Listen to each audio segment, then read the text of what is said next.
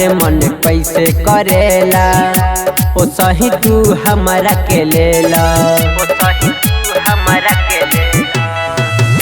भतारे मन कैसे करेला ओ सही तू हमरा के लेला।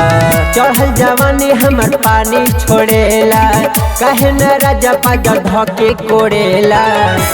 भतारे मन कैसे करेला ओ सही तू हमरा के लेला।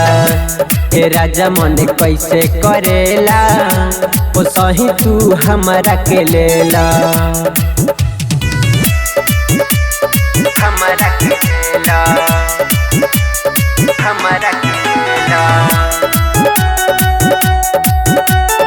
हमरा के लेला। आगे लगल जवानी के बुझावल कर, पानी खोजे सामाने में जुआवल कर। आगे लगल जवानी के बुझावल कर, पानी खोजे सामाने में जुआवल कर। सुना सजन बड़ी गजन खेले, कबो नहीं एने ओने धरेला। भतारे मन कैसे करेला ओ सही तू हमरा के लेला। ए राजा मन कैसे करेला ओ सही तू हमरा के लेला।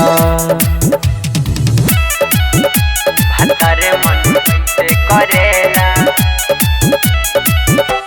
Music by Mantu Manish. भतारे मन कैसे करेला। भूख जगल दुख से मुंगावा पिया, बनी तोहरे खिया के जियावा पिया। ए राजा भूख जगल दुख से मुंगावा पिया, बनी तोहरे खिया के जियावा पिया। जुगे से लाल पिया जिया कुह गेला, राजू रविंदर कहे न सुख देला। भतारे मन कैसे करेला ओ सही तू हमरा के लेला। ए राजा मन कैसे करेला ओ सही तू हमरा के लेला।